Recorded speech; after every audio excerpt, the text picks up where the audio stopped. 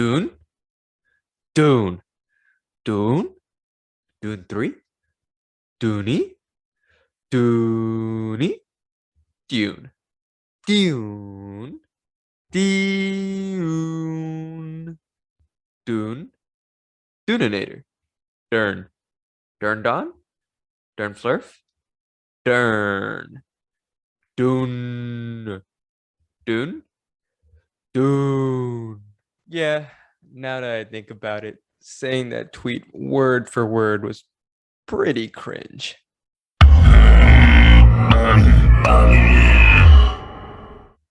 Well, it's been a little over 10 days since Dune came out.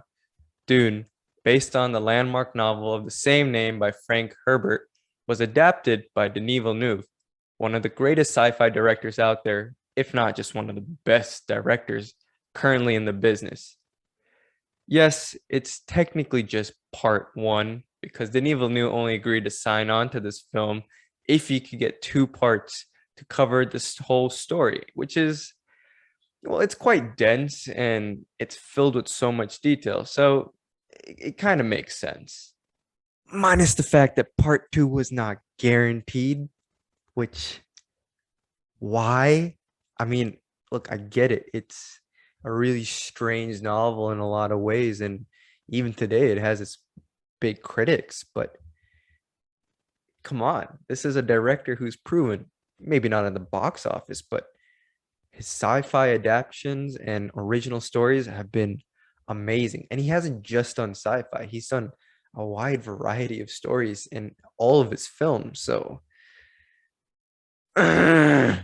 luckily, part two was greenlit, and it looks like we might be on our way towards a Dune franchise. Yes, I know we're still waiting to get Dune part two, and Dune part one just came out, but during the development of Dune, we got a lot of information about a possible HBO show called Sisterhood of Dune that's being worked on at HBO Max, and Denis Villeneuve is supposedly directing the first episode. And Denis has been on record quite recently saying that he sees the Dune story that he's covering actually extending towards a trilogy where he would cover the second book in the hexology, Dune Messiah. I know it's a lot to ask of, but as a sci-fi fan and as a Dune fan, it makes me pretty freaking excited. All right, so I've blabbed on about Dune here for a few minutes, and this is the Star Wars Lads channel. So, what's the connection here? Well, in truth, much of Star Wars, specifically A New Hope and the original trilogy, is quite indebted to Frank Herbert's Dune, which predates it by well over a decade. There are a lot of similarities between Dune and Star Wars, so this video is primarily a way to get the Star Wars Lads fandom and the greater Star Wars fandom to understand a lot of the qualities and characteristics of Dune that appear in Star Wars. Now, part one is really the only thing out right now for Dune to watch, other than the 1980s fever dream that David Lynch directed and no one wants to really talk about other than it being kind of funny, kind of weird. I don't know. It's hard to describe. So I'll be splitting this video into a non-spoiler section for Dune Part 1 and a spoiler section for Part 2. And beyond! And look, just because Star Wars takes a lot from Dune doesn't make it any less of an original and sensational piece of work by George Lucas. It just so happens that when Dune was first being adapted, studios wanted Dune to mimic Star Wars because, hey, that was a trend. That was a big thing in sci-fi and fantasy. And I mean, when you look deeper into Star Wars, so much of the storytelling from the prequels to the sequels are filled with so many different perspectives and so many different ideas that, hey, Star Wars is well beyond just being a Dune ripoff in some way or form. And look, let's be honest. Artists are not the most original people. They create original pieces of works that are drawn from their own inspirations, their own experiences, but they also take a large part of what they know and what they do from other artists. They see what they create, what they can hear, smell, taste, and they're turned and they're changed by these different things that mean so much to them, and they interpret them in their own way. that doesn't make these two pieces of work plagiarism, not necessarily. It just means that someone can appreciate someone else's work and take a lot from it. It's the same thing with Star Wars and it's the same thing with Dune. And that's really all I want to say before diving into the rest of this video. Okay, let's start off with the most obvious thing. There's Dune, also known as Arrakis, which is a desert planet. Star Wars has Tatooine, which is also a desert planet. And sure, there's plenty of other desert planets in Star Wars and in all forms of space fantasy and sci-fi. But hear me out, there's more similarities. There are sandcrawlers on both of the planets. On Dune, they use it for spice mining, and on Tatooine, well, we know the Jawas use the sandcrawlers. But technically, the sandcrawlers were first created for a form of mining. We already know how much of a whiner C-3PO is, probably the Star Wars galaxy's biggest, but he does have a fear of being sent to the spice mines of Kessel, which he says at the beginning of A New Hope during the escape from Tantive 4. Roll the clip. They're heading in this direction.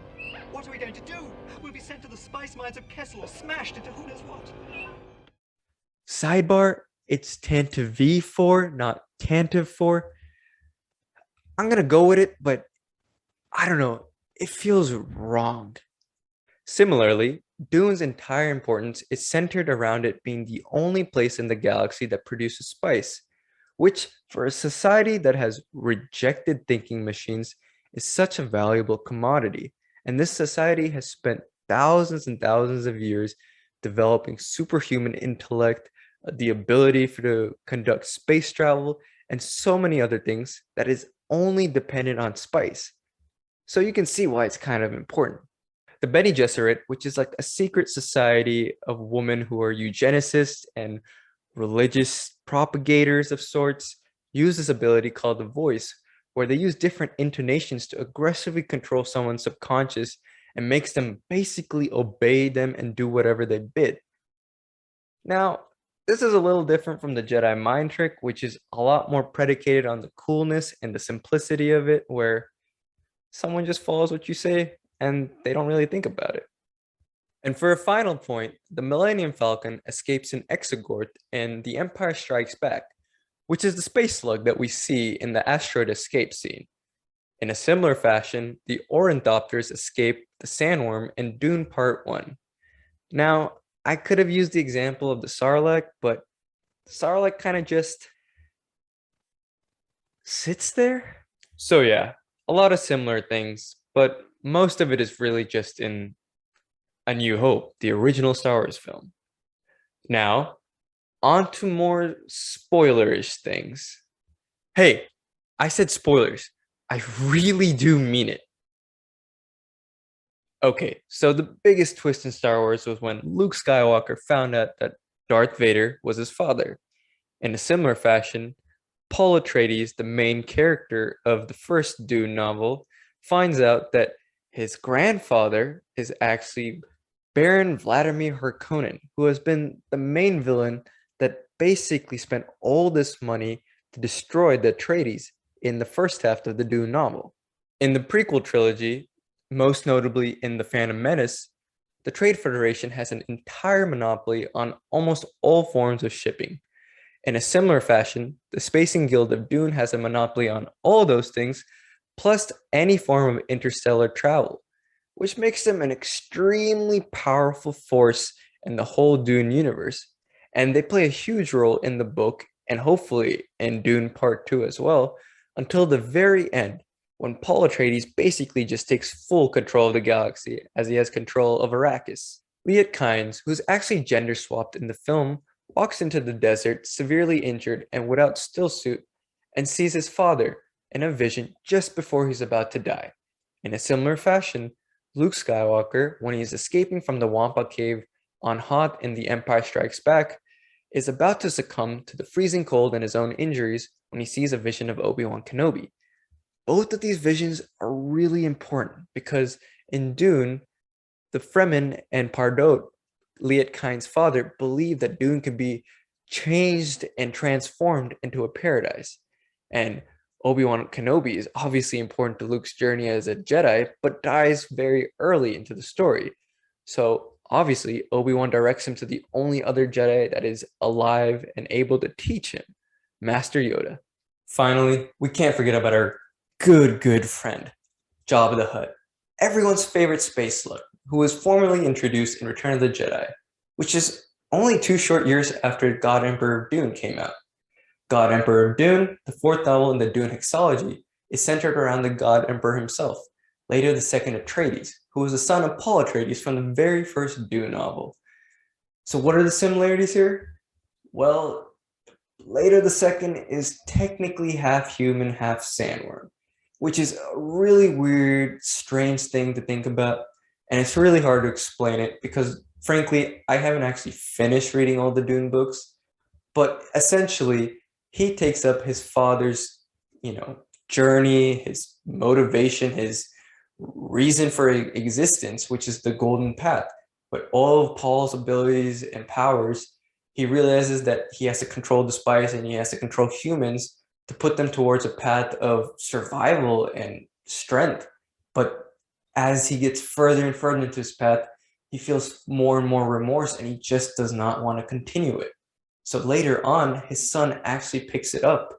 And to be able to do this and to gain omnipotence and prescience that his father has, and beyond that, he combines with a bunch of baby sandworms, sand trouts, and merges with them to become the God Emperor, who is literally like a human face on a sandworm that crawls around and sees all the different futures and possibilities all at once in a way that Paul could only dream of doing.